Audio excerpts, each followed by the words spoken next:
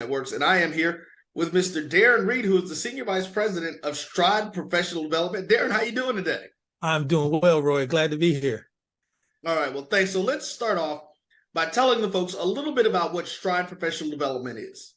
Yeah, absolutely. Stride is the nation's leading provider of online education in the K through 12 space.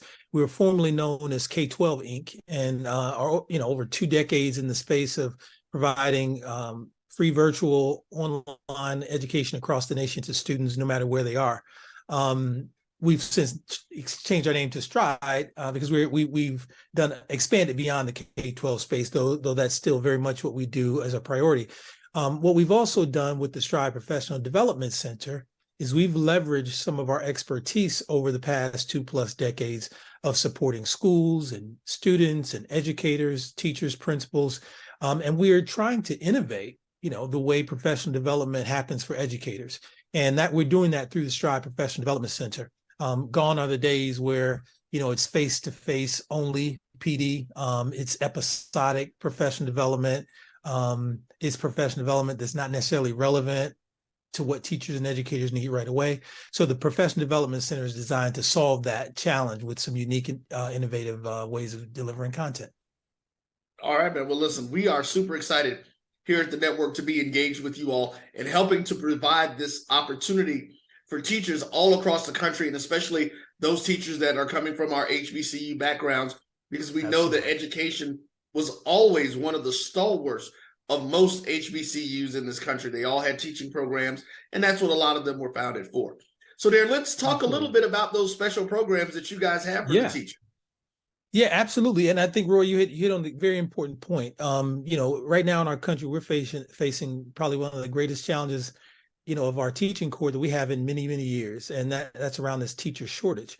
A lot of teachers are exiting the profession just based on tenure. They're retiring and moving on. And then you have, our existing teachers who are being taxed and stressed, particularly post-COVID with, increasing demands, challenges that they're facing in the classroom, and a host of other issues that they struggle with. And we need good teachers, and we need to support the teachers that we have. So the two things that we're doing is that we know first-year teachers, among all teachers, are among the first to leave the profession within the first 5 years. I think they do at a 44% rate, which is just scary to think that folks are, graduated, want to go in the classroom and make a difference, but, feel like they need to leave within the first 5 years because it's so challenging. So we want to support them. Obviously, as a new teacher, your school that you work, where you work your first year, the district where you work, there will be some professional development support to assist you. But we want to go a step further. We want to help every teacher in the country get off to a strong start to their first year and have some stick-to-itiveness, to help them get through that first year. So we're offering a year free access to the Stride Professional Development Center. It's a ever-growing online database of courses that will help them in a variety of different ways. Classroom management, targeted instruction, and a host of other things. And the content will continuously grow. Again, it's just another resource that allows them to sharpen their practice, to feel like they're supported, because the research says that teachers are leaving in large part because they don't feel like they get enough professional support. So we really hope that helps new teachers. So again, this is for any new teacher who just graduated in the country. All you have to do is go to our site and sign on using the Teachers Win discount at checkout. Also, we have another campaign where during Teacher Appreciation Week, we gifted all teachers in the country, no matter where you are, 6 months free Professional Development Center access. But we're doing a special thing through our partnership with the BCSN and our HBCU graduates, and also the schools that you work with. We want any teacher in the country who through our partnership gets access to the Professional Development Center, and they get 6 months free using the BCSN 23 passcode at checkout. Again, our goal is to support and get as many teachers on the site feeling supported, to really help, them succeed and have some success, not only for them, but obviously for our kids and the communities they serve. So. Most definitely. And Darren, listen, we are super excited again to be a part of this. My mother was a teacher. My aunt was a teacher. I have my best friend is a teacher. So we Absolutely. understand. I've worked in the school system for years. So I understand the resources that are needed. I understand why a lot of these teachers do take the time and they sit there, and after going through college, they're like, you know what, let's do something different. Yeah. So we're happy to be a part of this to help you guys change that. So ladies and gentlemen, here's all you guys need to do. All you need to do is take a look and go to the link that's right below us right now and see what you're going to do. You're going to see two links on the page now, just to make sure. The top one takes you to their professional development page, homepage, that'll let you know about some of the things that are happening there and the things that you have access to. Go to the second link that says teacher appreciation. That'll take you directly to the content page where you can sign up and get your free year if you're a new teacher, and your free 6 months if you're an existing teacher. Let's show them how we utilize resources, and we make sure that we take time, those folks who are HBCU alum, and use this. And let's see what Stride has to offer. We're excited about it. We know you will be too. Darren, is there anything else that you'd like to say to the folks?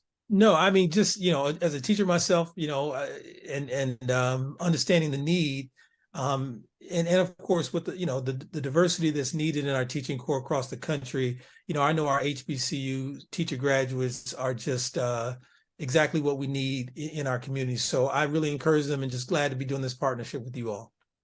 All right. Well, folks, there you go again, Mr. Darren Reed, Senior Vice President of Stride Professional Development Learning. We will be seeing you guys, and trust me, you'll be seeing more from their partnership with us as we move forward, always trying to do our best to make sure that we move forward with the community. Take care. Thank you.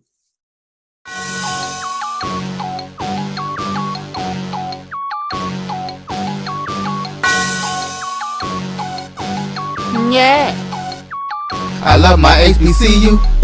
And boy, I love it, love it. I love it, love it. I love my HBCU. And man, I hope my team they won one. Yeah. I hope my team they won one. Yeah. Man, I hope my team they won one. I hope my team they won one. Yeah. I tune into the HBCU Sports Lab to see if my team won or lost. If they lost, I'm quiet as a mouse. But if they won, keep tab. I'ma do the dab, yeah. Dr. Cavil, he know what he be talking about. Mike and Charles, they know what they be talking about. They compress the analytic data with this hip hop. If you know them like I know them, they gon' tell you if your team, if they won or lost, and who the ball. So listen to Professor, yes sir, and pay attention, cause he gon' teach a lesson.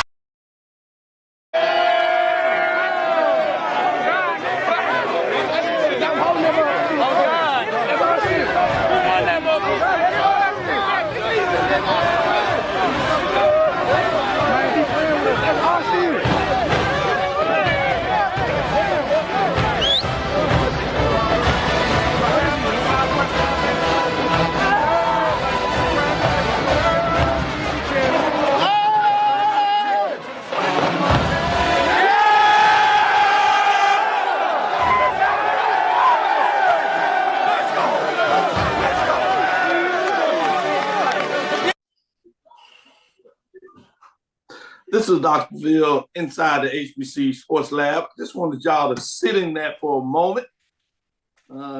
We have none other than episode 460 of Inside the HBCU Sports Lab radio show and podcast.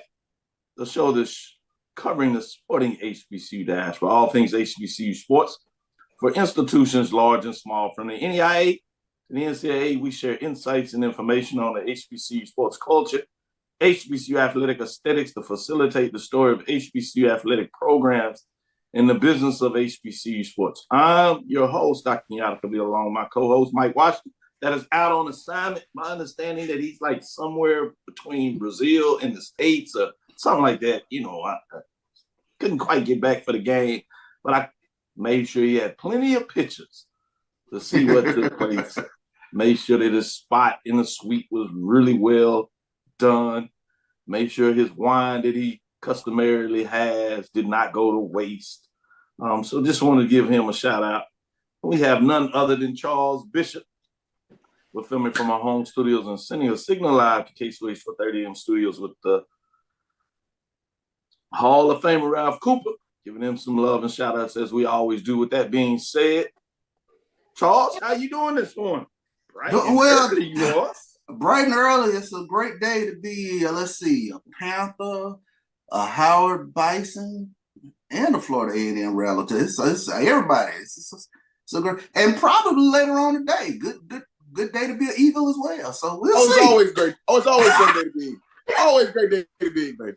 Hey man, you don't hang 55 up on somebody and don't think it's gonna be a good. Look, I don't want to interlude. I don't want to intrude on my brother Chuck moment because I know he was, he had built that one. That was perfect. It felt like he practiced that in the mirror this morning before we got on the show. He had that laid out perfect. It's a good day to be this, that, and the other, and all of these other things. I tell you what it is, though. I tell you what it ain't a good day to be. I tell you who it ain't a good day to be right now. I tell you who it most definitely ain't a good day to be today. And it ain't been a good day to be this far for about the last 8-9 weeks. About 1 weekend out of the whole season. It's only been good to be there one time the whole. Oh, we at the end of the season. Although we come to the end of the road and you can't let go. Hey, I tell you who it ain't good to be today. It ain't good to be a Triad Labrador Retriever, a Greensboro Poodle, a East Side Pomeranian, or it ain't a good day to be them Greensboro little puppies. It ain't a good day to be them no way. But it's always a good day when you wake up as an Eagle after you put a 40-point spot on Delaware State yesterday. We closed out in OKR yesterday.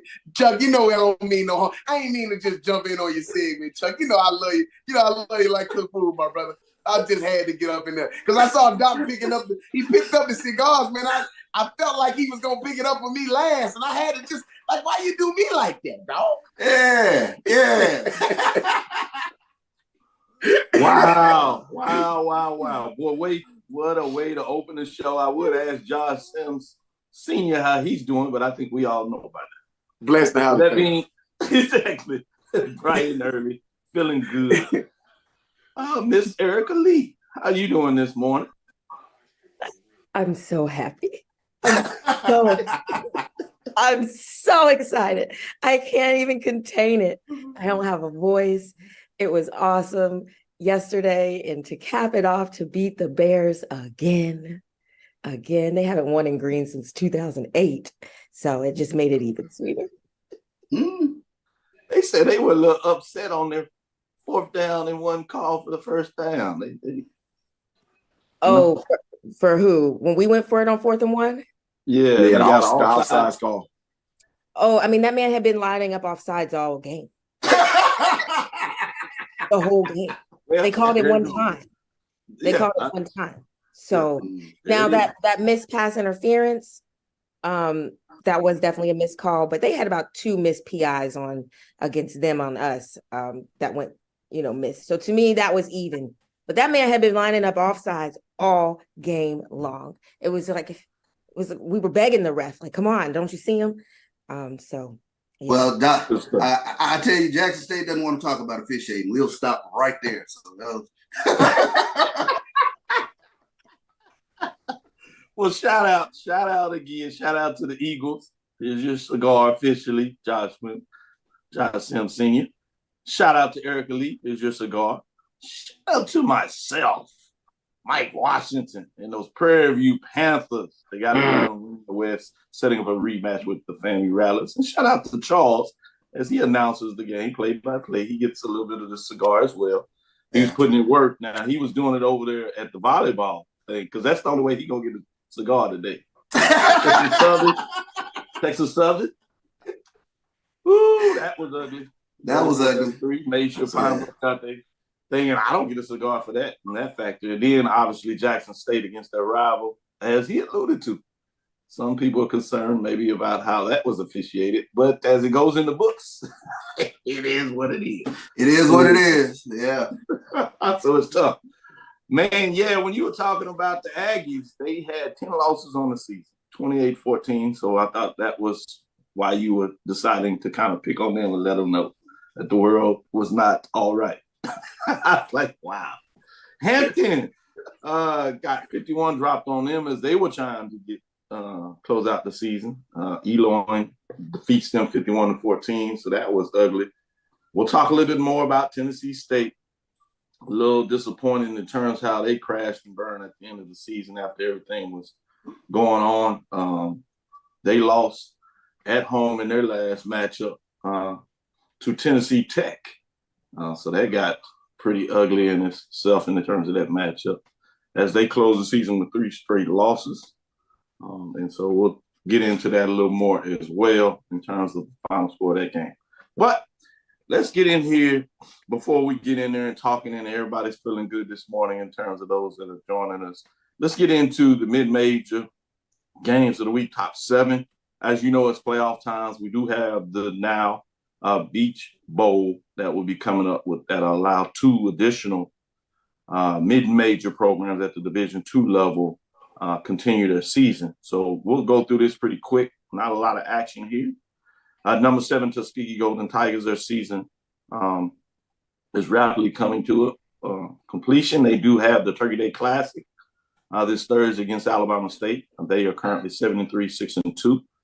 So they were essentially open this weekend. At number 6, the Miles Golden Bears season is complete, 7-3, 6-2.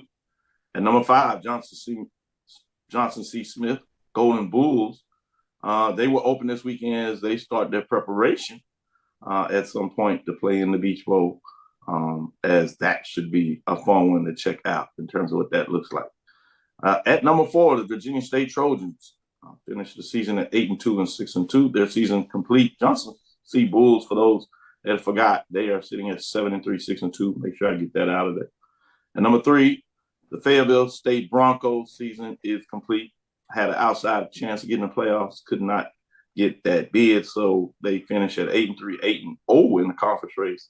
But remember, they lost the CIAA championship to Virginia Union that sits at number 2. Virginia Union did get in the playoffs. They had a tough loss yesterday to Kutztown Golden Bears in the first round, 38-14. So they fall after having a great season. Got to 10 victories. They fall to 10-2, 7-1 overall. And the Benedict Tigers continue to play as they had a first-round bye. Setting up their matchup will be Lenore Ryan. They sit at 11-0, 8-0 after Lenore Ryan won their first-round game. So we'll see what that looks like next Saturday. We'll talk a little bit more of that maybe near the end of the show, giving you some updates of what that looks like. As we get into it, let me give you the major division football poll ranks. We had a little bit of update for some, talking about what that looks like. Let me give you the official top 7 rankings. Be interesting to see how things change because we had 2 teams in the top 7 that took L's this past weekend. The rest of them won, including number 7. The Prairie View A&M Panthers defeated the number 3 Alabama State Hornets 21-14. Prairie View improved to 6-5, more importantly 6-2, which the win they tied with Alcorn State. The Braves, but because of the head-to-head matchup, when they won on a 50-yard last-second field goal, they clinched the division title, and they will be heading to Tallahassee to play for a SWAC championship to see if they can get the other half of the bid to head to Atlanta. Hey Doc, is that twice in 3 years or twice in 4 years previews in the SWAC championship? Twice in 3 years. Twice in 3 years. And missed out last year with the loss of their own accord to Mississippi Valley. So they were right there 3 years in a row, letting folks know the talent that's at Prairie View. Many of y'all talked about it. I'm not sure some really recognize how much talent it is. And not to say that they couldn't have lost that game, but I was intrigued about the number of folks that didn't seem to give them a true chance at home to beat Alabama State. But they did it. It was on them. They got it done. They actually led 21-0 before credit to the Hornets to push back and made it a little closer than some people probably thought in terms of pushing 21-14. But Panthers had pretty much control of that game. Brings us to number 6. The Howard Bison defeated the Morgan State Bears 14-7. They are heading to the Celebration Bowl. They finished the season 6-5, 4-1 in terms of that matchup. So they punched their tickets. As you see, Erica is continuing to celebrate. At number 5, the Alcorn State Braves defeated number 4 Jackson State Tigers 28-24. Really good matchup. They jumped out on the Tigers 14-0. And then Jackson State came back and tied it at 14 and essentially went back and forth with the Braves scoring the last touchdown to take a 28-21 lead. Jackson State was able to get in the scoring position. They were forced to take a field goal, 28-24, and that was the final score in that matchup. So Alcorn, the Braves, improved to 7-4, 6-2, and told you what that meant for the scenario in the Western Division. And number 4, Jackson State Tigers lost to number 5, Alcorn State Braves, 28-24. So they fall to 7-4 and 5-3. And any hopes at an outside bid of the playoffs are probably gone for sure now. But a classic matchup between two vintage programs. At number 3, Alabama State Hornets lost to number 7 Prairie View Panthers, as I said, 21-14. They fall to 6-4, 5-3. But remember, they still have another game, a short week, as they face Tuskegee of the mid-major division on Thanksgiving this Thursday. It'll be fascinating to keep an eye on them. At number 2, North Carolina Central Eagles defeated the Delaware State Hornets, as Joshua talked about, really put it on them 55-14. If there were any questions in terms of playoff pitches, I think that is squarely gone as they got that done. We'll be awaiting to see what that means. Will they bid and get a chance to host the game? But we certainly will keep up with them as their season is not complete. 9-2, 4-1. They finished the race, creating a tie with Howard. But Howard beat them last weekend, so that's where you get the clinching bid. And this year, there's no co-champions, so fascinating to see how they talk about it. I have my personal thing. I know Joshua and Erica like the idea. I personally don't like it. I think you should do what everybody else does. But the Florida A&M Rattlers defeat the Bethune-Cookman Wildcats 24-7. They improved to 10-1, 8-0 to all 12 first-place votes. Solid matchup, just methodically really took apart Bethune-Cookman Wildcats. And you talking about, that's like, how you slice and cut somebody up, slow bleed. They just let it melt away as they took apart the Wildcats masterfully in that matchup. As I said, the Tennessee State loss was tough as they close out the season. They lose to Tennessee Tech 35-0. Just to give you an update as they're outside the top 25. You're talking about really closing out on a season difficult. We'll see what that looks like as they continue moving. With that, let's take our first break. We'll come back on the other side. We'll let these individuals talk about some of these matchups as we go on. Should be some excitement to talk about that. We have folks fighting for championships the next couple of weeks, so it's a good one. Some of them are crowned. Heavy is the head that wears the crown. We shall see. Dr. Mills, inside the HBCU Sports Lab. We'll be right back after this break. As technology continues to bring changes to the world of education, it's time we also reimagine teacher professional development. Gone are the days of one-size-fits-all learning that can only be accessed at a specific time and place. The Stride PD Center is an on-demand library of mobile-friendly courses that allow educators to learn anytime and anywhere. Our dynamic courses provide bite-sized learning and help educators advance their knowledge while also gaining professional development hours. The best professional development plans are those that include a level of flexibility and choice for educators. Whether you're a teacher, school, or district, visit us today to take charge of your learning. The Cavil Group is a Florida-based marketing and training consulting firm. We help businesses communicate to their target audience and engage them in conversation. We also help to expand their audiences, which will ultimately result in growth for those organizations.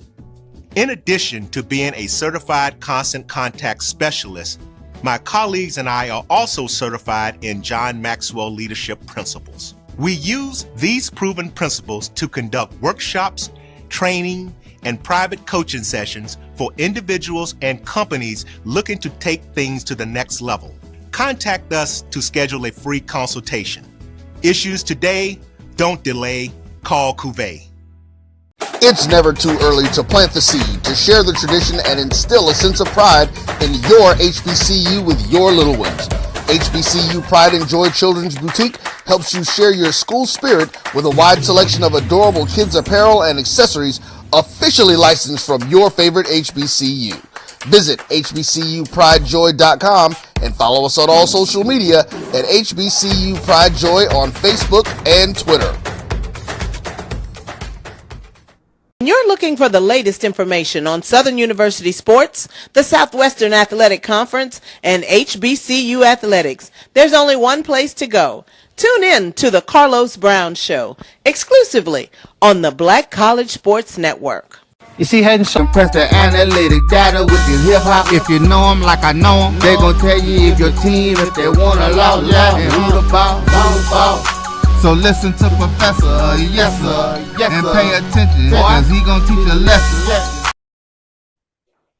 This is Dr. Cavil inside the HBCU Sports Lab with Mike Washington as he's out flying around Brazil and just traveling the world and having fun. He's out on assignment, but we have Charles Bishop, Joshua Sims Sr., BJ Jones, and Erica Lee of X's and O's as we had them debut on our show last week as they putting it together to give us some insights. With that being said, we're going to jump right into it with the HBCU CIAA mid-major game of the week. It happened to be a playoff game, Kutztown, Pennsylvania, and Andre Reed Stadium. Yeah, that name is familiar for a lot of folks who follow Buffalo Bills. That is that Andre Reed. NCAA Division II playoffs, first round in that matchup. The number 2 HBCU program of the mid-major level, Virginia Union Panthers, fall to 10-2 and 7-1 as they lost to the P-Stack Kutztown Bears 10-2, 7-0, 38-14. Joshua, what were your thoughts in terms of that game? Yeah, man, it was a rough one, man. So, before I even get into kind of the breakdown, salute to Virginia Union, man, on a heck of a season, man. That run they went on after that Fayetteville State loss earlier in the season was incredible. Jada Byers coming back was incredible for them. Going on up to Salem, Virginia, and winning the CIAA championship was a big time thing. But with Kutztown, man, it was rough from the beginning. All right, it was rough from the beginning. They jumped out early, scored first, and then just continued to keep scoring. I mean, I think at the end of the first quarter, it was 21-0 at the end of the first. It was rough, man. Jada Byers didn't really get going until really the second half. But by that time, man, it was like 35-14 by the time we finally got Jada Byers into the box. I was interested at one point, though. We talked about this a couple weeks ago here on Inside the HBCU Sports Lab about the evolution of the Virginia Union passing game and them being able to create somewhat of a balance now. When we talked about this when they played against Virginia State, we talked about it the week prior to that, about how they were starting to be a little bit more balanced and was passing the ball a little bit while complementing the run that they already had with Jada Byers. Just didn't see them get that going yesterday, man. I watched the game and they couldn't get ahead of the chains. It seemed like they just couldn't get going the way that we were used to seeing them going the weeks prior. And unfortunately, You saw some inconsistency at the quarterback position yesterday from them that kind of caused them to be a little bit stagnant. And Kutztown just didn't stop. They just didn't slow down. They didn't stop. Kudos to that defense they had yesterday, man. Kutztown defense was honestly, surprisingly, very, very. They played kind of lights out yesterday, at least for 3 quarters. So, man, it's my tip my hat to Virginia Union, man, for at least fighting as the game went along, man. Second half of the game, they tried to fight to kind of get back into the game, but just a rough situation, man. They could not get going on the offensive side of the ball yesterday, and I was very surprised that they couldn't get going. Quick question, Josh. I wanted to ask this quick question, especially when you know teams are loading the box for Jada Byers. How difficult is it to sort of, I guess, on the fly develop that passing game, especially when you know you're going to get some one-on-one opportunities on the outside? Yeah, man. One dimension, that being one-dimensional is almost like is really your kryptonite as offensive coordinator, as offensive play caller. That's your kryptonite. You generally go into a game with an expectation on a coach's play call sheet. I'm gonna pull one of my old play call sheets from a few years ago on the show at one point, but generally in your play call sheet, you have it broken up where you know what your first you have your scripted plays, your first 20 plays that you expect that you're going to run, your first couple series. After you go through your scripted plays, you got your situational that sit inside of the middle of your play call sheet. Then you got your racehorse, like trying to go up tempo, last 2 minute situation. All of those generally you have you can have anywhere from a 55-45 to a 60-40 split pass run. When you're pushed to one dimensional, that whole play call sheet is going out the window. You cannot you can't even rely on them rely on it anymore. First down when you go first down and you got a 3-yard tackle for loss on first down when you're running the ball, even with a Jada Byers. Then you come back second down, you kind of in a situation where you like, dang, I don't really want to go middle of the field kind of pass right now. I can't run anything that will be short and immediate because we might drop the ball and not get a gain in the first place. And now you're in third down where you got to go screen. Generally, screen on third down is not really on your script. I never put screens in my first 20 plays. Like, you know what I'm saying? But now I got to go middle screen. I got to go left, right screen. I got to go delay or something like that. And it's 3rd and 13, 30. It just completely castrates your play calling sheet. And for me, I did not like being in those situations, but you got to adjust. So on the back side of my play call sheet was what I call the adjustment side, right? Situational analysis, things ain't going right. And literally at the top of the page, I used to write, things just ain't going right. And so I had 10 plays in 3 different slots that just was like, it ain't going right. We in 3rd and long. We in 2nd and long. We in, first we had a penalty on first down for false start or delay a game. Like, what do I call in those situations? But you generally don't want to have to turn on that backside of that play call sheet and make call plays from that side. So just a little bit into my offensive mind. But, I mean, that was a heck of a question, Chuck. You generally don't want to be in that situation. And Virginia Union was in that situation early and often yesterday against Kutztown, and you could tell that coach had to go into his bag in a couple of plays in that second half for sure. BJ Jones, I wanted to ask you from a defense perspective, what is your thoughts in terms of how you move in that same situation from a defensive perspective? From a defensive perspective, it's a snowball going down the hill, to be honest with you. You kind of know when that offensive coordinator is frustrated. And my number one MO is we stop the run. Because usually the run, everything branches off of that. It's like a tree. That's the base. But once I stop the run, there's no branching off of that. And I kind of know when that offensive coordinator is frustrated. When I look over on the other sideline, I see this. At that point, I'm automatically knowing to myself, hey, this is going to be an opportunity. We're going to show some man and go zone, and now we're going to zone blitz. Because now he sees that they're going man-to-man, they locked up. I'm going to go this, and I know that there's another side of that play sheet. Yeah, we're going to show man, and now we're going to zone blitz. We're going to frustrate you a little bit more. Man, like I said, it's a snowball going down the hill. I will say this. Watching that ball game yesterday, there's a place that produces a lot of great football players that Kutztown was able to get into. And that place is called Alcorn, Pennsylvania. Mm-hmm. The 2 defensive tackles that they had in that ball game, both from Alcorn. Look up Alcorn, Pennsylvania. They produce a lot of good football players, hard-nosed, tough.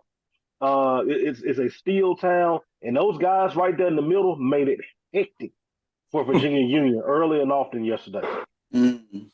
Check out that analysis. The only place you can get that right here is inside the HBCU Sports Lab. Particularly with the X's and O's crew, with Erica leading the way. She's usually the one asking those questions, breaking it down. I stole a little bit of thunder, but we're going to bring her back into this. But before we do that, let's get ahead of it a little bit. Benedict will face Lenore Ryans now after they were by Lenore Ryans. The Bears defeated Shepherd Rams. That was a SAC versus PSAC matchup, and they dominated. Man, you're talking about a team that's going to feel good coming up playing the bit, Benedict. They won that game 6-3-17. Gentlemen, any thoughts in terms of that, Josh or Charles? Yeah, I'll start from an offensive standpoint with this game yesterday. 63-17 is no way, shape, or form. Honestly, and this is going to sound crazy, I'm going to be honest, that's not even indicative of what they really could have scored yesterday. I mean, Lenore Ryan was clicking. And if I can send Chennisberry and that coaching staff down at Benedict any notes, I'm wide open to jumping on a phone call and telling them what I saw on the film. I do that free of charge. I don't have no problem with that. I'm going to tell you right now, offensively, for them, it starts in the trenches. That offensive line is a big and all athletic offensive line, man. I saw them push Shepherd, and I watched the whole first half of that game because after halftime, it really was over anyway. But I watched the first half of that game yesterday, And I saw consistently play after play after play. Dog, they was pushing that Shepherd defensive line back with ease, dog. Pulling guards coming. I saw Buck Sweep they ran yesterday. I saw Power ran yesterday. Inside Power, yes. I'm like, dog, this don't, I mean, they running all inside the B gaps, the A gaps. And then when they feel like you trying to sell out on trying to stop the run. Yeah. Bombs over Baghdad. Woo. Benedict has the defense, though. Listen, all jokes aside, and I don't make this up. I'm not making this up. Benedict got the defense that can stop this, though. Them linebackers, that front seven they got down at Benedict, down in Columbia, South Carolina. Man, I promise you, I know without a shadow of a doubt that they planning on pinning their ears back and letting them dogs loose because they literally have the ability to dominate that offensive front. But I was impressed. I promise you, I was impressed my first time watching Lenore Ryan this year. I was impressed, man. To see offensive line that big, that athletic, moving around, pushing that defensive line back like that, given Shepherd is an undersized defensive line. They don't have a lot of depth. They did not have a lot of depth. So I do want to provide some context there. That Shepherd their defensive line was not that good. I mean, but given you killing that with a hat and killing that with a sledgehammer, hit a hat with an axe. So I saw that. Is there a comparable, mean, aggressive, nasty offensive line in the SAIC? Miles? Yeah, Miles. Miles would be a comparable offensive line. Nasty, mean, big, can get around. The only thing about Miles that may be a little bit different than what I saw from Lenore Ryan is they'll put an H-back in a spot to provide some support to the offensive line. They'll put a tight end in a spot. I didn't see that a lot from Miles this year. Doesn't mean that they didn't do it. I just didn't see it a lot from Miles this year. But then again, I didn't see tight end H-back a whole lot being utilized across HBC football in general. I mean, there's some programs that do it and they do it well, but just not a whole lot. I mean, Jackson State has clearly shown that they like to use tight ends. Southern has shown that they like to use H-backs. You know what I mean? Morgan State has shown that they like to use H-backs. Like, you just don't see it a lot across HBCU football. But I did see in particular for this Lenore Ryan team, they'll put a tight end in. They'll go 11 personnel. They'll go 12 personnel. They'll go 21 personnel. I mean, it's, honestly, I saw that a lot from them yesterday. I won't be surprised if they don't try that with Benedict, though, because they got some athletic guys in that front seven that really could cause for some matchup problems for Lenore Ryan. And sometimes, offense coordinators, we get to calling plays with our ego. And Benedict is not the team for you to be trying to call plays with your ego. So I don't know if they're going to try some of the stuff I saw them try yesterday against Shepherd, but I was impressed by that offensive line. I will say that. Charles, let's get into it as we float over here to a major division game. Classic game of the week, which was Orlando, Florida. Camping World Stadium, Florida Classic. The number 7 ranked FCS program, Florida A&M Rattlers, ranked number 1 in HBCU rankings, 10-1, 8-0. Defeat the number 15th, as I have them in the string, Bethune-Cookman Wildcats. So the Wildcats dropped to 3-8, 2-6, 24-7. Charles, what were your thoughts in terms of this matchup? Workmanlike performance from Florida A&M, and I guess I was messing with AD in regards to, what is it that you saw that kept you scared with regards to Bethune-Cookman?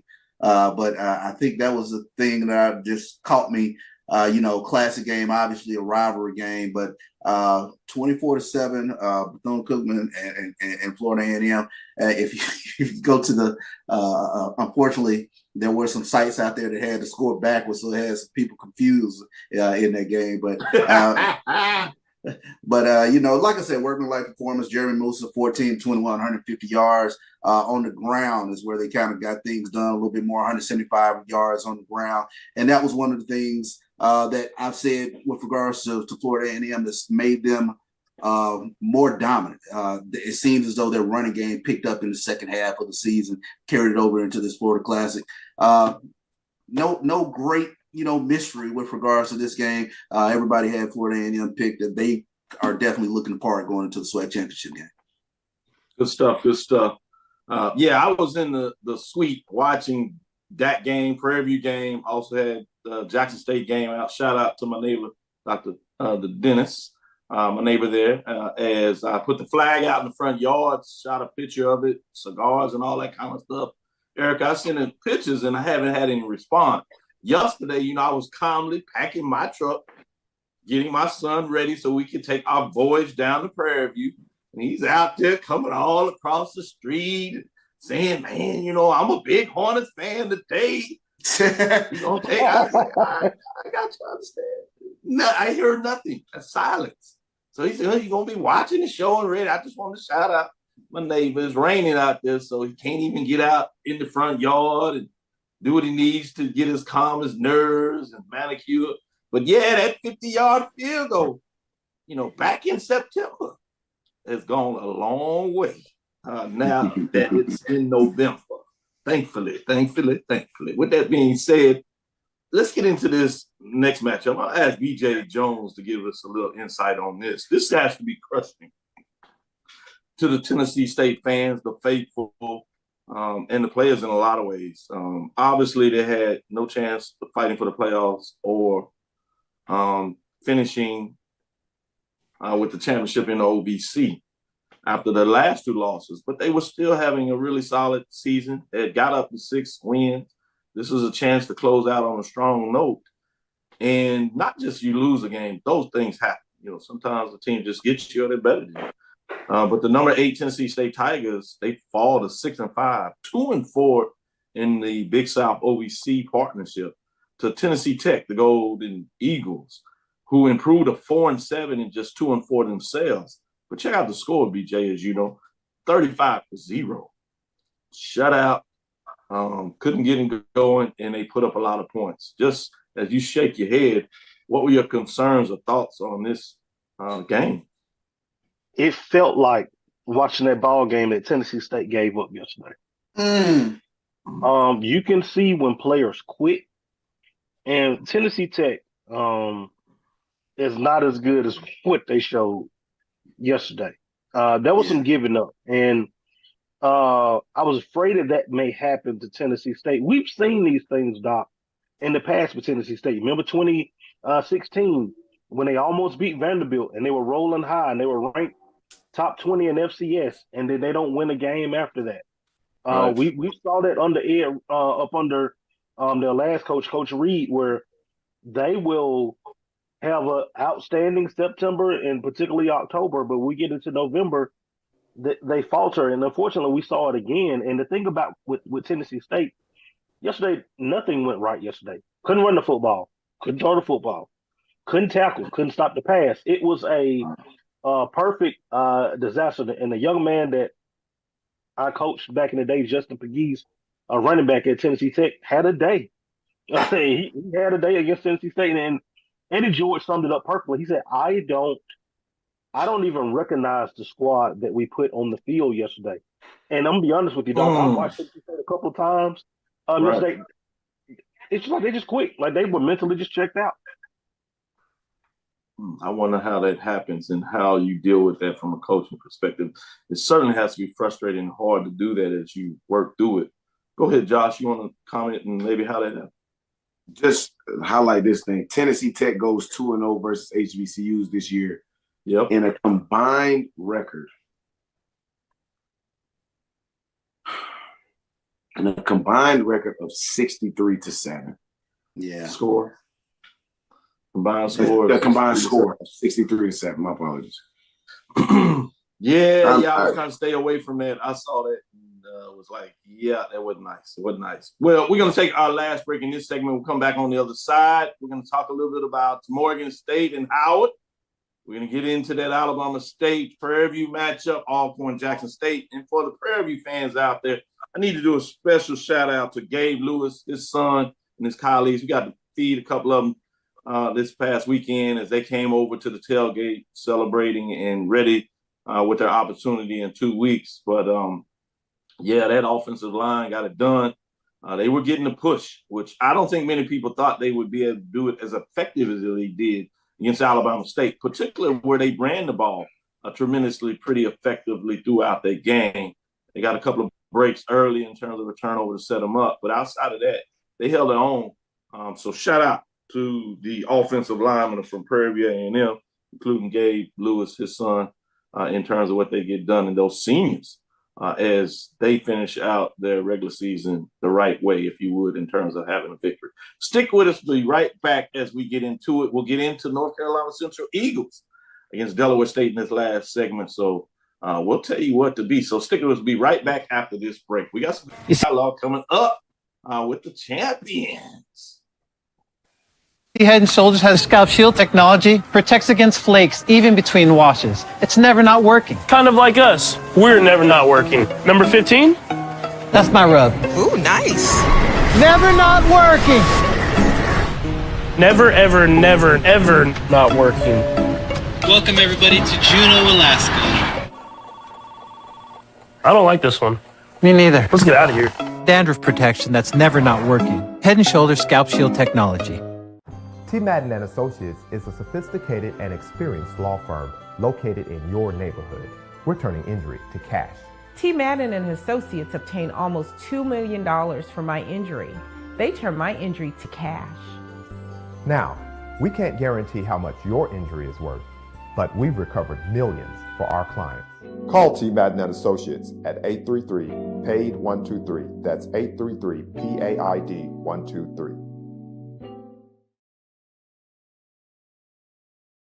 This is Ryan Fulford. AD Drew and I are co-hosts of the BCSN Sports Wrap. We talk about all things related to HBCU athletics. From the games, teams, coaches, and fan interest stories, we cover it all. You can find our shows on Facebook at BCSN Sports Wrap, YouTube at MyJBN Online, and everywhere you listen to podcasts like Anchor, Spotify, Google, and Apple Podcasts. You can also find the show on the Jericho Broadcast Network's app. Make sure to download. We look forward to you joining the conversation and being a part of the show. Press the analytic data with your hip hop. If you know them like I know them, they gon' tell you if your team, if they wanna lose, and who the ball. So listen to Professor, yes sir, and pay attention, cause he gon' teach a lesson. This is Dr. Phil inside the HBCU Sports Lab. Yeah, those breaks, man. I tell you, they get into it, and sometimes you just can't hold it coming back into it. But that just gives you some insight of what we did. As we promised, we told you we're going to get into some MEAC swag talk. We have bonus action for you here. We're going to start with the MEAC Major Division Game of the Week, which featured Howard as they were at home hosting Morgan State, Washington, D.C. Green Stadium. It was a classic matchup in terms of score. Obviously, Howard jumped out 14-0. You got a score by Morgan State Bears. In terms of them making it real interesting. Crucial 4th and 1 play call. Howard gets it done. And next thing they know, time runs out. And they are raising the MEAC championship trophy and the official ticket by John Grant in terms of the Celebration Bowl as they clinch it. That's the number 6 Bison that improved to 6-5, 4-1. Wonderful season. They placed Morgan State Bears, who fall to 4-6, 3-2, 14-7. As I said, in terms of my index, Morgan State was ranked 12th in terms of the strength of my major division poll rankings. With that being said, the index there, Erica, what were your thoughts on this matchup? How were you able to watch this game throughout and analyze it as well? I mean, a lot of the third quarter, I'm not going to lie, I had my head in my knees, like I couldn't look. I was so nervous. You couldn't tell me that we time of possession, we had it for 40 minutes of that game. I mean, you couldn't have told me that the offense had the ball for 40 minutes because the way Morgan's defense was playing, I mean, there were several plays where we hit our wide outs and our tight ends, and any other defense we would have played against, we would have busted that open for a touchdown. And Oregon State's defense was able to grab onto anything and tackle them. And I mean, it was really lights out. I did like that our running backs, I mean, this is the toughest defense I think we faced all season. And that's, saying a lot. I mean, because the way Harvard played a couple games ago, but to see our running backs get just the small chunks of yardage just to keep us in those 3rd and short situations. We did not have a lot of 3rd and long situations. So I think the goal was to just continue to get positive yardage, 2, 3, 4, 5 yard chunks at a time. And that kept the pressure off of Q Will, not having to force too much. We didn't have 3rd and 8s and 3rd and 9s and 3rd and 15s a lot. So you didn't have to do too much to get first downs. And we look at the first down comparisons. We had 25 first downs to Morgan State's 9. And so we really were working in positive yardage for most of the game, but it just felt like it wasn't for sure until the clock struck 0. Like once we went for 4th and 1, when, in my opinion, in the crowd's opinion, we probably should have taken the points and scored that field goal, and we turned it down on downs in the red zone. And Morgan State marched 87 yards down the field to bring it to 14-7.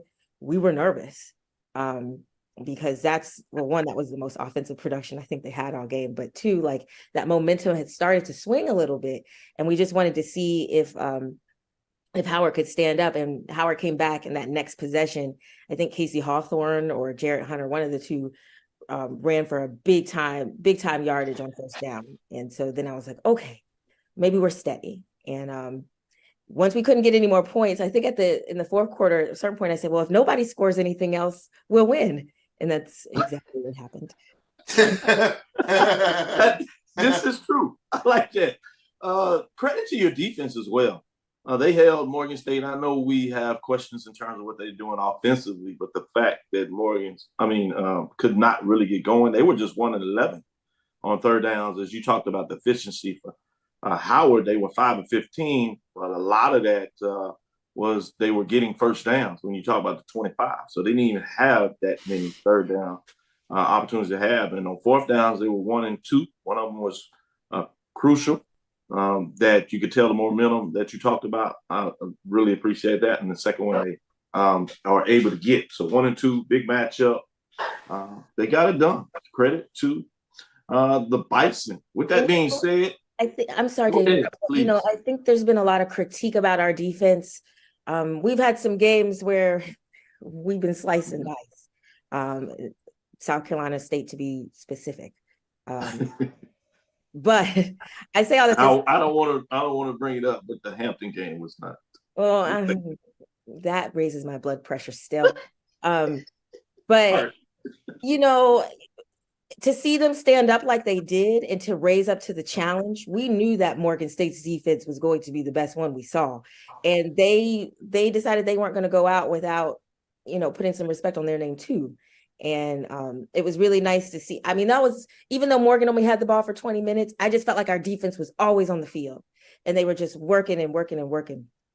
And they were able to stand up and keep the offense in it, honestly. And we're not used to our offense not having it that much production. Howard has a high scoring offense.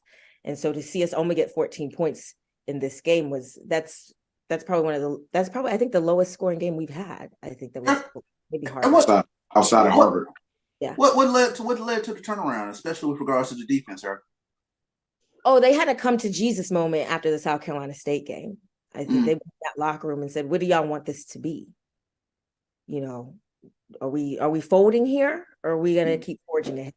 I think when it was only a 3-point loss, and honestly, because we're such a second half team, I didn't think at that South Carolina State when we got the ball back in the fourth quarter, like I didn't think we were gonna lose, because in those scenarios, we really hadn't been. And so they went to the locker room, and I think they had a real come to Jesus, and they all looked at each other and held each other accountable. And then they strung off the next 2 wins, and here we are. Yeah. And they actually, pushed back and made a comeback. It just wasn't enough in that matchup with getting behind so early. Let's flip it. Let's go to the SWAC for the SWAC game of the week. We're going to go to BJ Jones and talk about Prairie View, Texas, the Panther Stadium. Alabama takes the long trip. They fly over to get into Houston and drive over to Prairie View.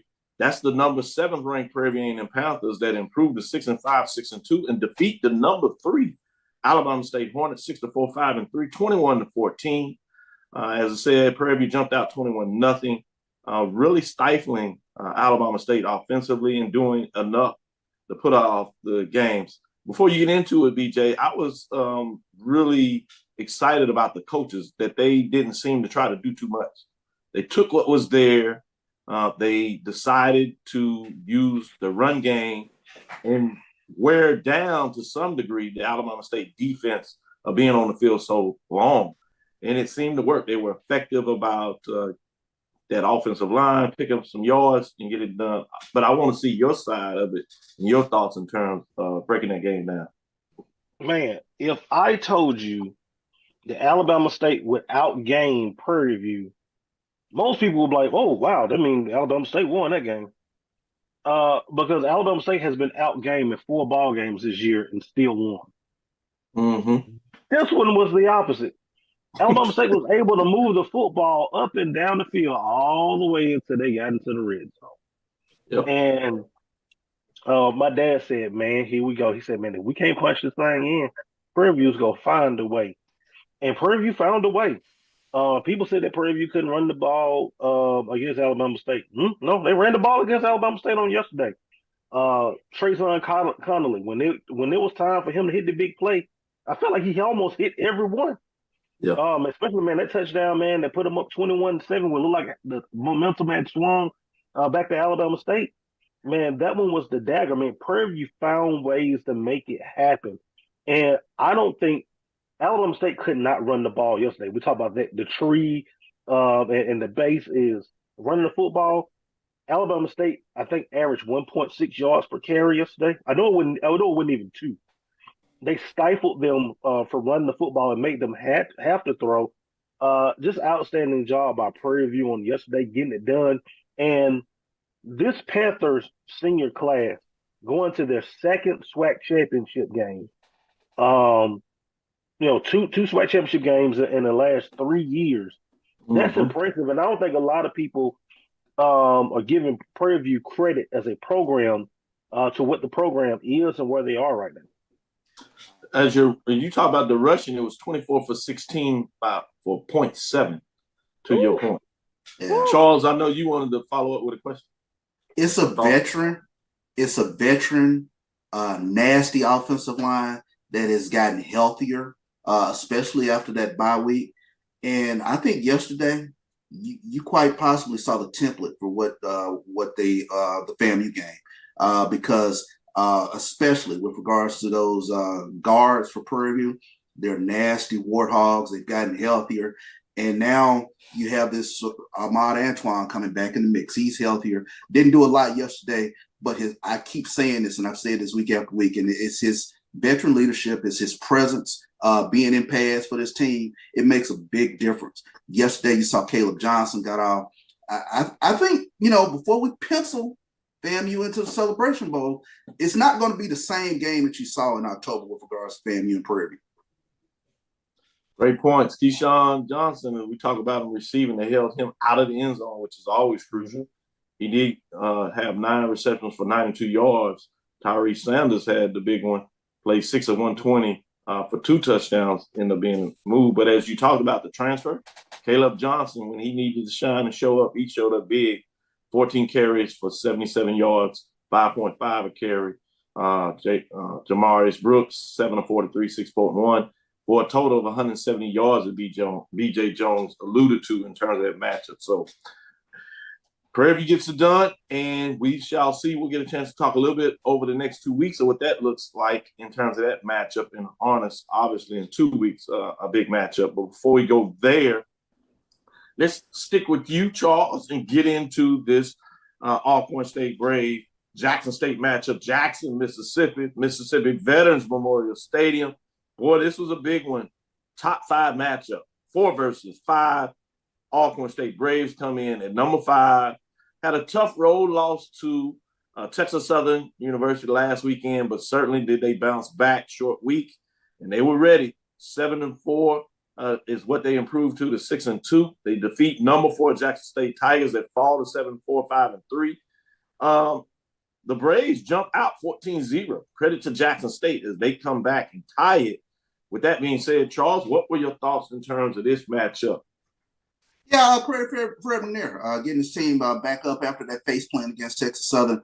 Big win against Jackson State in front of 42,000 fans there with the Soul Bowl there in Jackson. But this game is crazy to take a look at the stats. Jackson State won everywhere but the scoreboard. But I think Jackson State did what they needed to do in terms of shutting down Alcorn's running game, but it was a play of Aaron Allen. had a big game, and I thought that was, what played. I thought that was going to play into the hands of Jackson State, the more attempts that he had throwing the football, because Jackson State has one of the best secondaries in the nation. But as it turned out, they got some big plays, 16 to 24, 225 yards for Aaron Allen, and they were able to go up top quite a bit on Jackson State and get some huge plays. But this game, the stat that you're going to circle is 15 penalties for Jackson State for 125 yards, including three big holding calls on the last drive.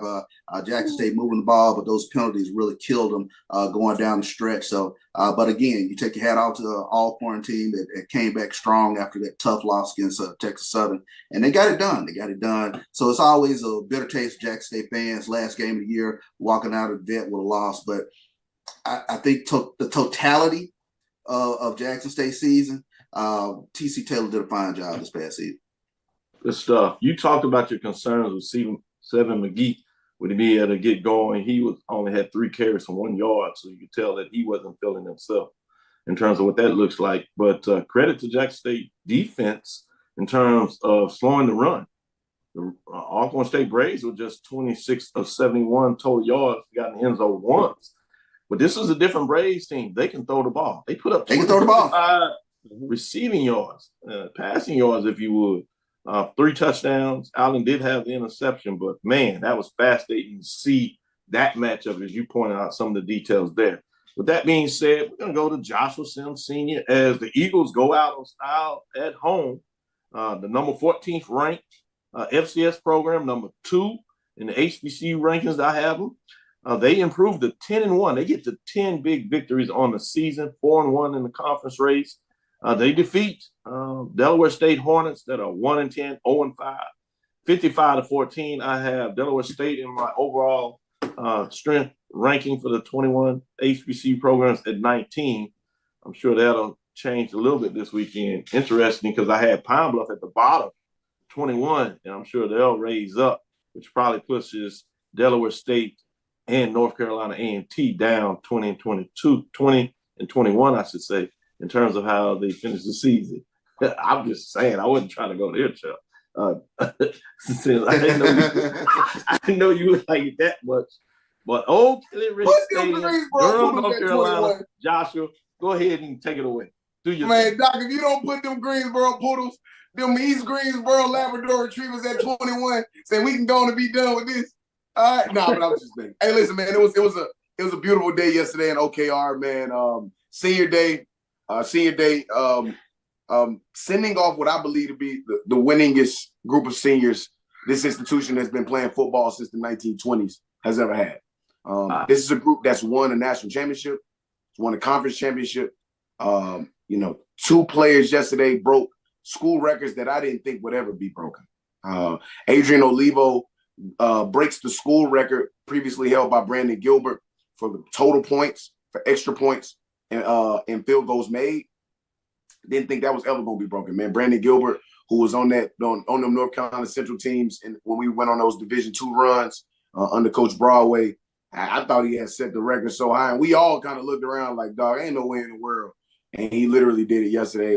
Coach Oliver did it for him, and really walk-off style, man. Called a timeout on the 3rd down. We were already up like 52-14 or something like that. Called a timeout on the 3rd down, man. Let him go out there and kick the field goal, man, on 3rd down to get the record. So salute to him. And then it goes without saying that, Chuck, we talked about this a couple of times throughout the season about what this young man who broke a couple school records yesterday, what he means to this program. Davius Richard goes out yesterday and breaks the school record.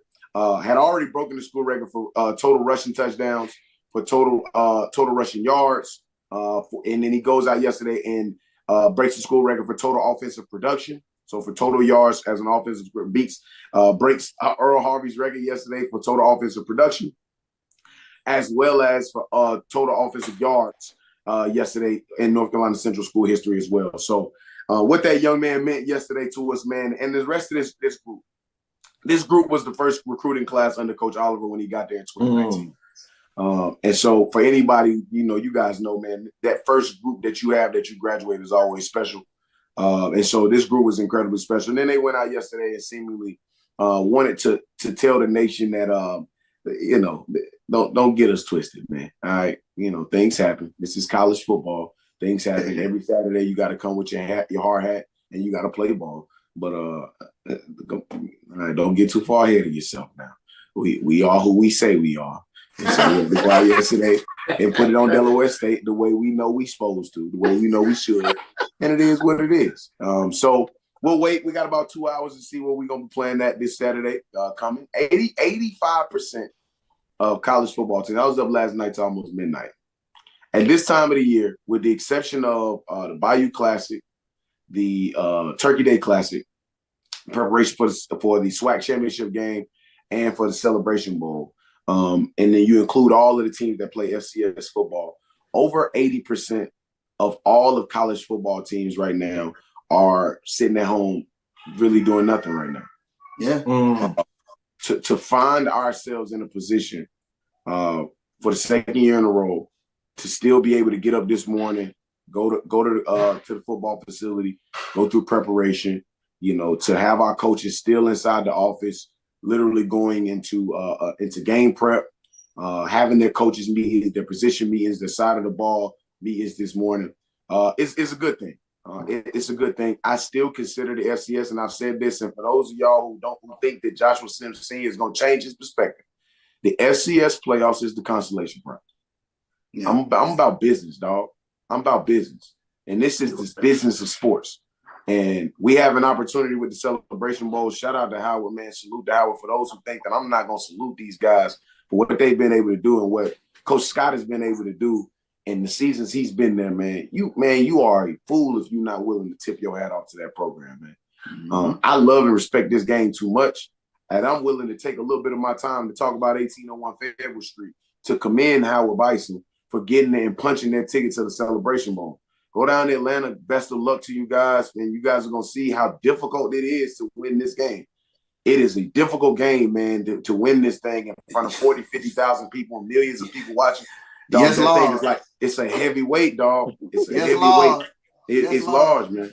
For real, man. And so kudos to you guys. Good luck to you guys. Wish you guys nothing but the best. Go down, do your thing. And whoever it ends up being, whether it's Florida A&M or whether it's the Prairie View A&M Panthers, whichever team it is, man, you better bring your hard hat and be ready to play ball because this is a tough game to win. But in the meantime, between time, we're going on over here to these other people's backyard and and take a couple of pieces of sod and get some seed, and take some trees up. You know what I'm saying? We're gonna do some damage in their backyard. That's all I'm saying. We're gonna go back there and do some damage. And you know, we're gonna represent for HBCUs, man. So in a way that our friends over down the highway they just can't do it. All right. Listen, you just don't send kids to do grown men's job. You know what I'm saying? We just gotta do it. So since they can't get it done, and since our friends in Nashville can't get it done, and our little buddies up in Hampton, Virginia can't get it done, we'll go over there and get it done. Well said to close out this segment. Davis Richards, 19 of 21, 386 yards and 5 touchdowns. That's the way to put a final nail on the six total, Doc. He had a rushing touchdown yesterday too. Further expanded the record. Exactly. Let me make sure I get that in there. Great call. We'll be right back after this last break. We'll come back and get some final thoughts, and we'll call it a day. When it comes to professional learning, teachers deserve better. From the leader in online learning, Stride brings you the Stride Professional Development Center, an on-demand library of mobile-friendly courses that gives teachers choice and flexibility, allowing them to learn anytime and anywhere. Our dynamic courses provide bite-sized learning and help educators advance their knowledge while also gaining professional development hours. It's time you take charge of your learning. Visit us today to get started.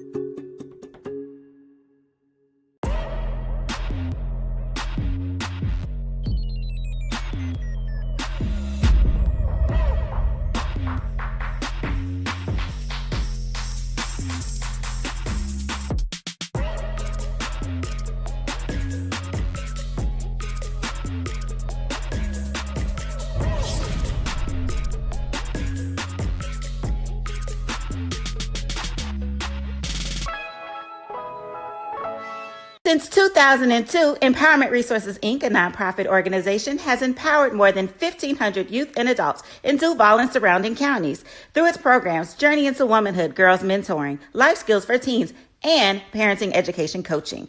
To get involved with programs, volunteer, or donate, visit www.empowermentresourcesinc.org. Follow us on social media, facebook.com/empowerment.resources and instagram.com/empowermentJAX. Press the analytic data with your hip hop. If you know them like I know them, they gon' tell you if your team, if they wanna law, and who the ball. So listen to Professor, yes sir, and pay attention, cause he gon' teach a lesson. We give a shout out to Ladarius Owens, who eclipsed 2,000 yards on the season. He was 25 carries for 143 yards and 3 touchdowns. The young man just continues to chug. But with that said, unfortunately, in terms of Texas Southern, that side of it, they lose.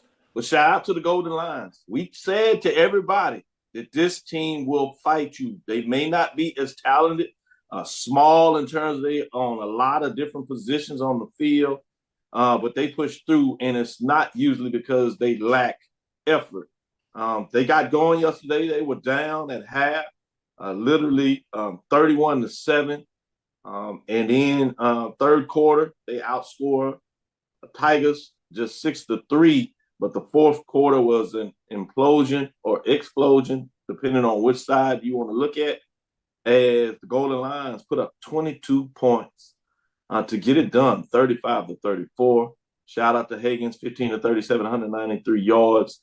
And then Jameson on the ground, 10 carries for 113 yards to get it done. And the Golden Lions out game Texas Southern Tigers 391-337. Big victory for the Golden Lions in terms of that. But shout out, most important, to Ladarius Owens, the way he closed out the season and was just a workhorse for this team in terms of that. Let me go to you, Charles. Any final thoughts in terms of this season? We're pretty much to the close. Obviously, we will give B.J. Jones some chance to not only give his thoughts, but also talk about the Bayou Classic, which still is going to be a legendary game because it's the 50th one in terms of what that looks like. But Charles, your final thoughts on this season thus far? Yeah, been a topsy-turvy season. What I think everybody predicted with regards to the SWAC West, it definitely played out. I definitely want to tip my hats to the Howard Bison. Heavy as the head that wears the crown, and they took down the champion. They took down the North Carolina Central Eagles. So you tip your hats to Howard with regards to that was a complete team. When you take a look at North Carolina Central, a physical team, Davius Richard, one of the best HBCU football, and the Bison were able to get it done. So they are the MEAC representative in the Celebration Bowl. So you tip your hat to them, and you're looking forward to these. To this SWAC championship game. I think this is not going to be a repeat of what you saw with Florida A&M versus Prairie View earlier. So I think the script is yet to be written, but it has been a fun season thus far. Good stuff. Good stuff. Let me go to you, Erica. What are your thoughts on this season in totality? Well, 3 quick things. First, we talked about on HBCU Nightly if anybody was going to come out of the MEAC unscathed, and I said no emphatically. And I'm really glad that worked out that way. The MEAC is a gauntlet. We only have 6 teams, but it's really hard to win in the MEAC, especially when our teams are playing really strong out-of-conference schedules and they're coming in like battle tested into MEAC play. So that was really cool to see. Also, like Howard, of course, I'm happy for my team. You know, we lost 3 games in a combined total of 7 points. We lost 2 games by 3 points, another game by 1 point. We've either let slip away or been in these games most of the season. You know, you're talking about a 9-2 record versus a 6-5 record, depending on how momentum shifts and how the cookie crumbles. So I'm very proud of how they pulled out at the end of the season. And lastly, I want to give a shout out to our quarterback, Quentin Williams. I have had my critiques over the season, especially in how I believe he manages pressure in crunch time situations. But I'm very, very proud of him. Very impressed with how he came through at the end of the season and managed these games and really pulled out wonderful victories. So I just want to give a shout out to Q Williams. I am eating crow. And it's made me learn a lesson about flashy quarterbacks versus those who stay the course and can get you your yardage, move you down the field in a very systematic way. And that's what he's shown all season. So shout out to Q Williams. Wow. Go to you, Joshua Sims Sr., in terms of your final thoughts. I know you had. Well, look at God, boy. Look at God. Yeah, that was a little different, man. You know, she bring it just in the special way she does. Tennessee State, talking about the FCS playoffs. Tennessee State, I believe, is the last HBCU to win a playoff game back in 2013. They defeated Butler 31-0, and then they went into the second round and lost to Eastern Illinois 51-10. Just to give you an update. So it'll be interesting to see Central as they get back into it. With that, let me pass it. Joshua Sims Sr., thoughts? Yeah, man, this is without a shadow of a doubt been an incredible season, man. You know, I know we laid the rest of the regular season yesterday for the most part. Still got the Bayou Classic, still got the Turkey Day Classic. But for the most part, we laid the rest of the regular season yesterday. And this was an incredible season. You know, on behalf of us, you know, HBCU Nation, we apologize. We laid the ball down, man. We dropped the ball on this one. You know what I mean? It was a big time opportunity between, you know, what we thought was going to be 2 top 10 teams playing in there. But you got to give your hats off, man. Listen, man, this is heavyweight. This is a heavyweight gauntlet in the Mid-Eastern Athletic Conference. And I'm going to continue to keep saying this, man. This structure that we have in the MEAC is perfect. It's perfect, man. I know we want to add teams, and I know the whole country want us to add teams because they want us to have a MEAC championship game. And I'm cool with that. Man, I don't have no problems with everybody's opinion about it. But you look at how we structure. You look at how a team like a Howard plays 2 FBS teams in their non-conference schedule, plays two FCS teams in their non-conference schedule as well from other conference, plays a Morehouse in a classic game, very similar setup for North Carolina Central. Morehouse and Howard you could consider them academic rivals, man. Those are schools that we know when we think about it from an academia standpoint, they are in competition with each other. So to see them playing that game, very similar to us with Winston State. We're going to continue to keep playing Winston State. That's a rival of ours. As long as when we playing against these other teams that's in FCS, that's outside of our conference, we keep beating them. Look at how this setup provides an opportunity for teams in our conference to really run the table, to really have an opportunity. Right now, the Mid-Eastern Athletic Conference, just like the SWAC is going to have in a couple weeks, has 2 teams that's getting ready to be playing right now. And I get it, man. I know the entire country, man, has been hammering and clamoring on the MEAC to add teams, and we're going to add teams. We're going to add some programs. We are. When the time comes, man, you guys will get a chance to see it, that the MEAC was ready to do it when it was time. But I like this setup, man. You almost are playing 3 different seasons. And so my final thought as it pertains to my final thought for the regular season right now on the show is, man, I like this setup. I enjoy this setup. And look at how much of a heavyweight gauntlet it is in the MEAC. When you got a defense like a Morgan State, which in my opinion was one of the best, if not the best defense in all of FCS football this year. You look at a Howard team who down the stretch just wavered the storm, man. They carried the storm. I'm going to be at Erica's neck about that Delaware State game this all season the same way she was about me with Delaware State this season. But we'll get there. We'll cross that bridge when we get there. But heavy is the head that wears the crown, and we will have to take our crown off and hand it to somebody in a few weeks. And I look forward to that opportunity, man. And this was just an incredible season. Chuck, I know you wanted to ask me something. I got to jump in with this. Until that time comes when the MEAC adds a team or 2, because of the schedule you play, will you always have a leg up in the Celebration Bowl? I don't know, man. I don't know, man. When you look at these last 3 weeks of MEAC football, I'm not sure you can call that a leg up. Look, man, playing in the cold in October and November is not fun, man. I have gone on record and said I hate it. In all of my years of playing football, from a kid all the way up to a young adult, I hated playing football in the cold. I told everybody that game was going to be a low-scoring defensive slugfest yesterday. What we get? A 14-7 championship game to settle who was going to the Celebration Bowl. Dog, Howard is going to need all of them weeks of recovery to get over that gauntlet they faced yesterday. That thing they faced yesterday, they going to need all the time to recover from that. So I'm not necessarily sure if it gives us a leg up, because I've always heard you got two different sides of it.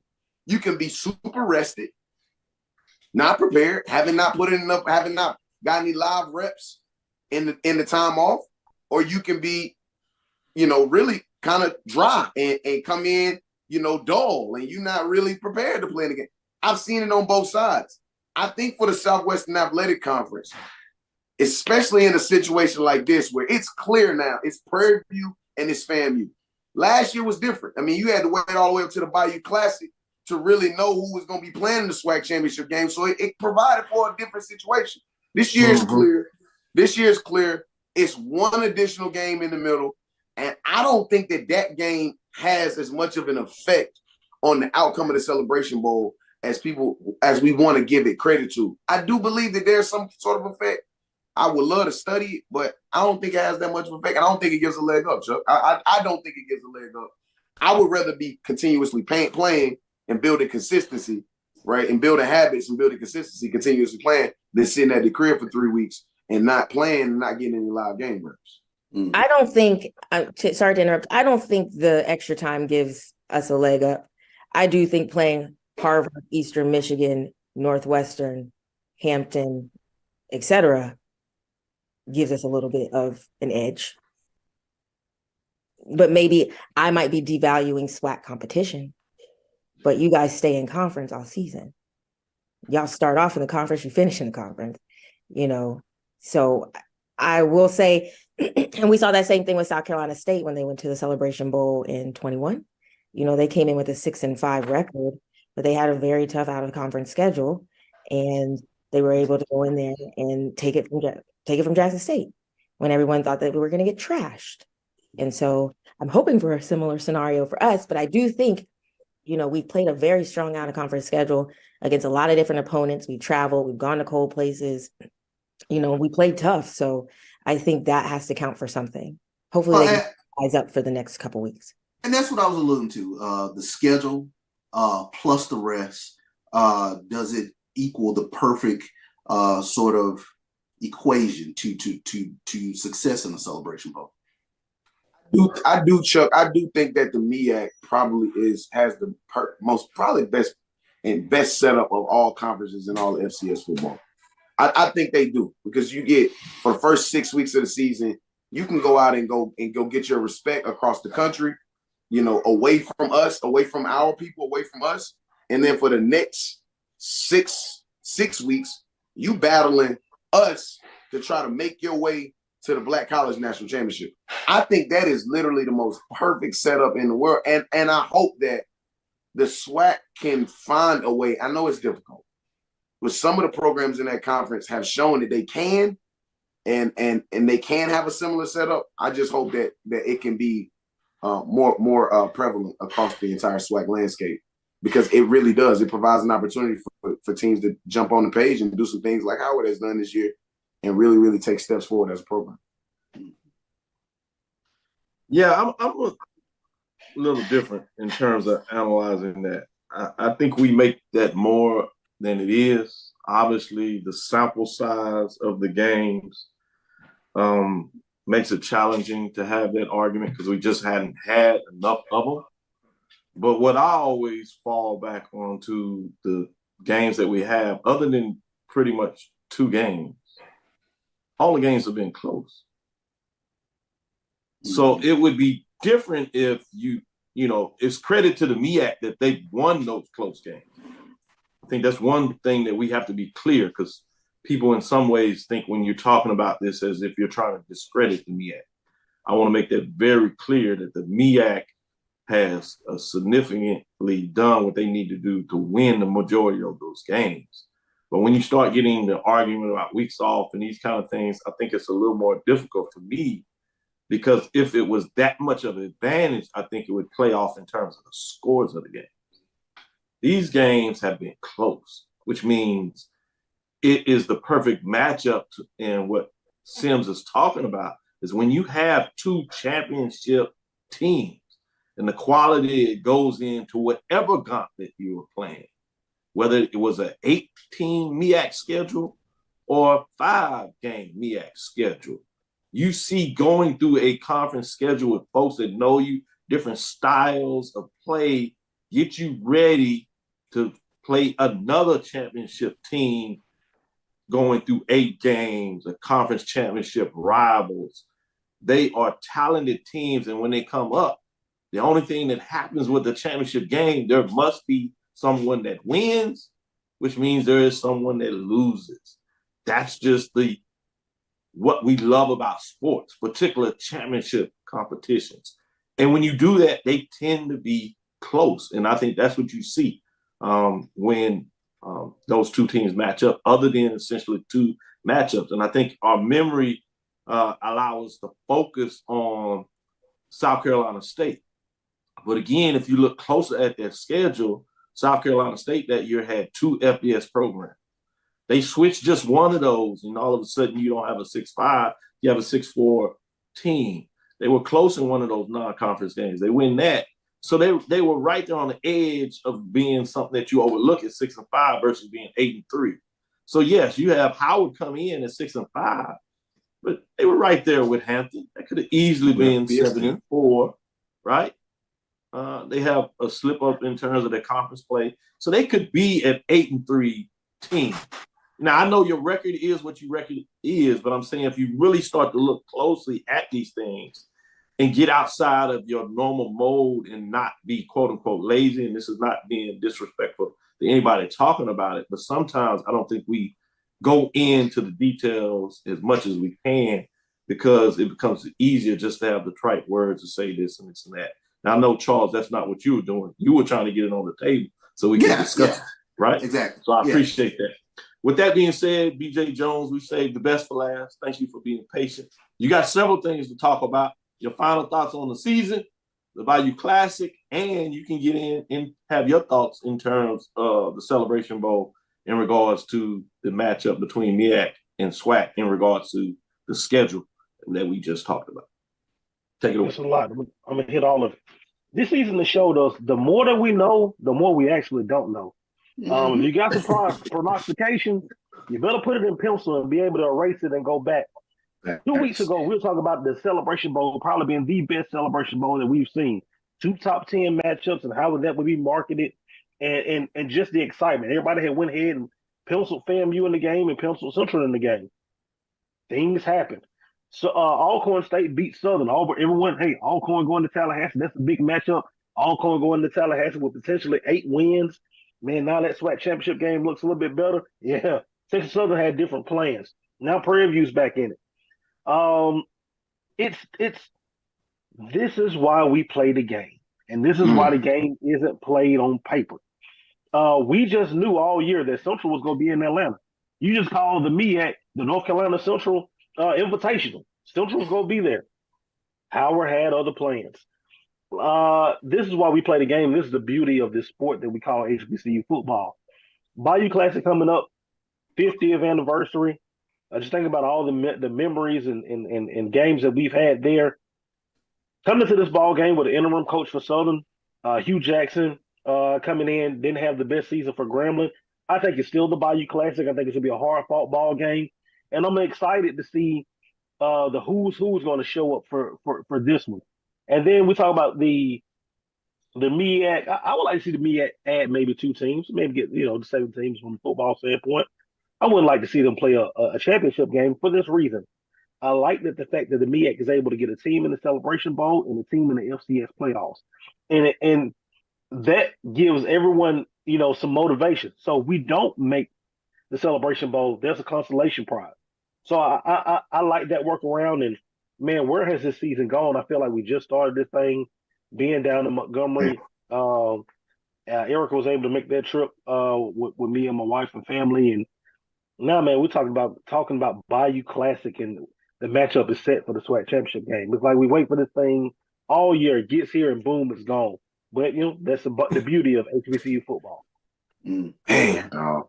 Well said, and we'll close it on that note. This is what you have when you check out Dr. Bill's Inside the HBCU Sports Lab. Hope you enjoyed it. We certainly love having you. Thank you for listening to Inside the HBCU Sports Lab. Make sure you share our podcast with your friends and colleagues. I am Dr. Kenyatta, the Dean of HBCU Sports, coming from inside the lab in the College of HBCU Sports with Mike Washington, Charles Bishop. Shout out, one smoke for all those champions out there as they got it done. With that being said, with two of the members, actually we have all three today, Erica Lee, BJ Jones, and Joshua Sims Seniors of X's and O's. That's BJ Jones, curator of the HBCU Weekly, Joshua Sims Senior, curator of the HBCU Nightly. Make sure you are following these individuals, particularly over the next couple of weeks. You'll get announcements about some things that will be happening in Atlanta as they will be doing this thing and be stepping up center stage. Obviously, Charles, Mike, and I will be doing our customary moments in terms of Radio Row, covering the games. We'll even get some stuff in because we will be heading down to Tallahassee. So we'll give you the insights in regards to what the landscape looks like. We'll give you some backdoor. We'll get you some questions. We'll be on the media call, so we'll be all over the place to make sure you get your customary insight in terms of the road to a championship, the Celebration Bowl, as well as the first step with the SWAC championship game on the SWAC side of things. Again, we want to thank you for listening to Dr. Bill's Inside the HBCU Sports Lab with Mike Watson, Charles Bishop, every Tuesday and Thursday, 6 o'clock Central Standard Time, and on Sunday at 9 a.m. during the football season. So we have a couple of more of those to wrap up as we get it going. We look forward the next week as we discuss the latest in the lab. We'll talk a little bit more basketball as we got a little break before we get into it. We'll sneak some of those things in there, some big wins by these basketball programs. Shout out to Delaware State as they kick off the matchups between MEAC and SWAC teams. They got it done against Grambling in Atlanta. Delaware State got a win over Grambling men's basketball. We have a couple of more coming up with Howard facing Jackson State, as well as Texas Southern. And so there's some key matchups. We have a South Carolina State and Bethune-Cookman. We also have a Alabama State matchup with South Carolina State. So we'll keep you updated on what those were saying. Erica, what were you going to sneak in there? Oh, it's the same day as the Celebration Bowl, unfortunately.